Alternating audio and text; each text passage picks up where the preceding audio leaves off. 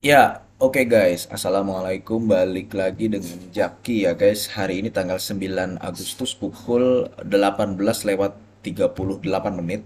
Ya, gua dapat pertanyaan yang cukup unik dan video ini akhirnya khusus gua buat untuk teman-teman pemula. Jadi kalau lu yang nonton video ini dan lu udah punya modal besar atau lu yang sudah lama di pasar modal, mungkin video ini nggak akan menarik. Tapi gua mendapatkan pertanyaan yang menarik. Bang, kemampuan menabung gua itu 500.000 per bulan. Apakah menjadi trader atau investor? Pertanyaannya begitu. Nah, gua terus terang guys ya, gua bukan orang yang memulai di pasar saham dengan modal 500.000 ini. Jadi gua jujur aja gua nggak merasakan ini karena gua memulai masuk ke pasar modal itu dengan modal yang cukup besar. Nah, dengan modal yang cukup besar, kenapa berani? Karena sebelumnya gue sudah mempelajari dahulu apa itu saham, bagaimana dia bisa naik, bisa turun, apa itu valuasi saham mana saja yang membagikan dividen. Tapi buat pemula yang belum besar dananya, kan biasanya kalau misalkan dananya udah besar, pernah kan gue sampaikan, ketika dana lu besar, lu akan semakin bijak. Ketika dana lu nggak besar, lu akan biasanya akan tidak terlalu peduli. Kalau besar, lu akan hati-hati menempatkan uang lu di mana. Nah, begitu biasanya. Nah, kalau misalkan lo memiliki modal 500.000 per bulan, ini bukannya gua mengkerdilkan ya, bukannya mengkerdilkan, gua bukan bermaksud menggurui, gua mau berbagi dan memberikan saran sebagai orang yang sudah lebih dulu kecemplung di pasar modal. Bukan lebih jago, tapi lebih dulu kecemplung di pasar modal. Kalau misalkan lu sebulan 500.000, berarti dalam 1 tahun lu bisa mengumpulkan 6 juta. Bener dong?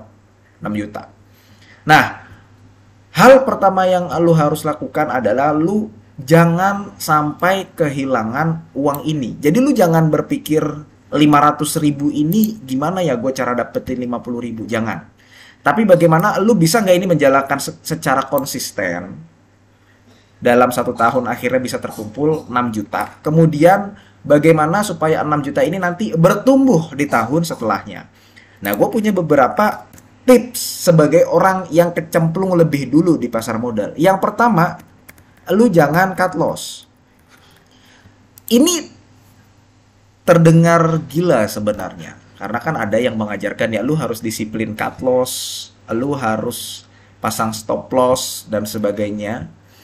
Tapi hal pertama kalau gue bisa balik ke masa lalu guys ya, salah satu hal yang mau gue lakukan adalah gue nggak cut loss atau meminimalisir cut loss.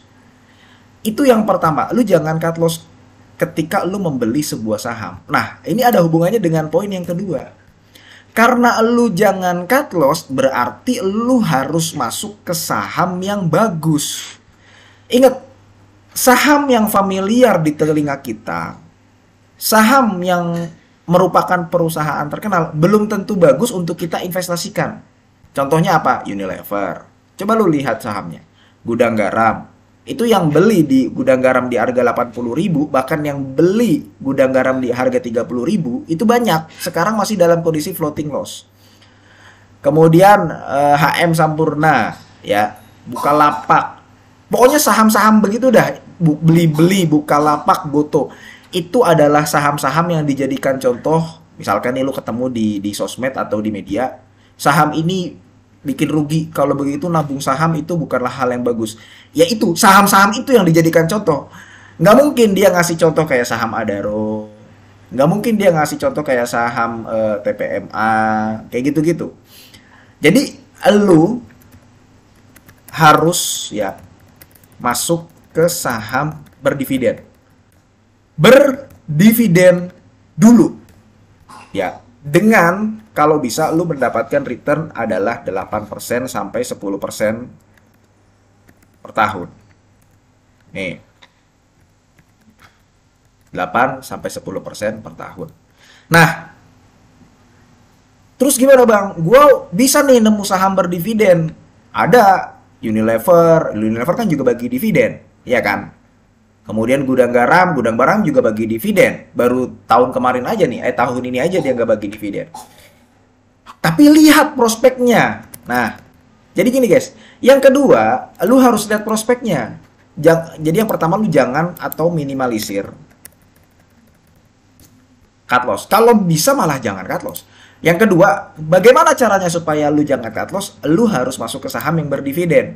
Kalau bisa 8-10% per tahun. Yang ketiga, prospeknya bagus. Nah, kalau nyari saham berdividen gampang. Lu tinggal nyari di berita gitu ya, di media saham-saham berdividen tinggi. Gampang. Tapi kalau yang prospeknya bagus, ini bahkan yang sudah lama di pasar modal pun belum tentu bisa menentukan. Maka dari itu, untuk mengetahui saham yang prospeknya bagus, lu harus punya teman diskusi yang paham. Itu guys. Kalau misalkan lu tidak punya teman diskusi yang paham, ya lu harus belajar. Jadi itu 3 poinnya. Lu jangan atau minimalisirlah cut loss. Lu harus masuk ke saham yang berdividen 8-10% per tahun. Kalau lebih dari 10% bagus banget. Lu harus masuk ke yang prospeknya bagus. Nah, kalau ini gampang nomor 2. Sampai nomor 2 gampang. Nomor 1 juga gampang. Lu nggak usah lihat sekuritas aja. Nggak usah ngeliat aplikasi. Kalau nomor 2 juga gampang, lu cari aja berita. Nomor 3 ini yang sulit. Makanya lu harus punya teman diskusi yang paham atau enggak lu belajar. Sambil lu menabung ini lu belajar. Nah, yang keempat, jangan masuk grup tidak jelas. Jadi gini guys, tidak semua grup-grup yang ada di sosial media, ya baik itu di Twitter, di Instagram, di Telegram, postingan-postingan itu tidak semuanya jelek. Tapi ada loh grup-grup yang menyesatkan. Kalau bisa, kalau lu belum kuat secara psikologis, ya lu jangan masuk grup-grup yang gak jelas. Udah, lu fokus aja nih. Nabung 500.000 sebulan, sampai setahun lu bisa menghasilkan 6 juta. Ingat, karena lu tidak cut loss, dan karena lu meminimalisir transaksi, ini nggak hilang. Paling lu dapet kalau sahamnya turun, lu dapet floating loss doang. Floating loss itu bukan kerugian guys ya. Dia akan menjadi kerugian setelah sahamnya lu jual. Kalau sahamnya nggak lu jual, lu nggak merasakan kerugian. Lu justru bertumbuh yang tadinya 6 juta, lu mendapatkan dividen. Jadi di tahun selanjutnya, lu bukan hanya bisa mendapatkan 6 juta, tapi lu bisa mendapatkan 6 juta plus 8% atau 10% dari modal yang lo setor ke sekuritas. Kayak begitu guys. Nah, jadi kesimpulannya adalah 4 ini.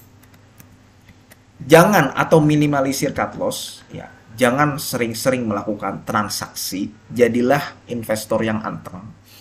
Lo harus masuk ke saham yang berdividen. Berdividen dulu.